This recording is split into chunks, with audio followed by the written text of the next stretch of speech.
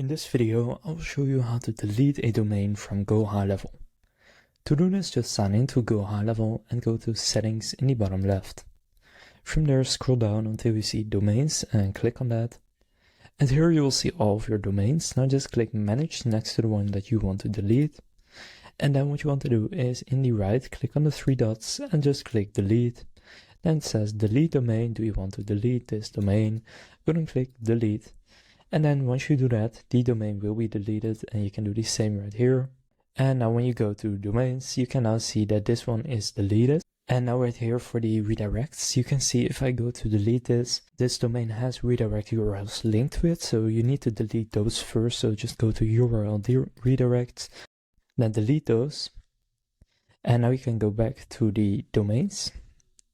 And now you can also go and delete the URL redirect right here by clicking on delete and then click delete.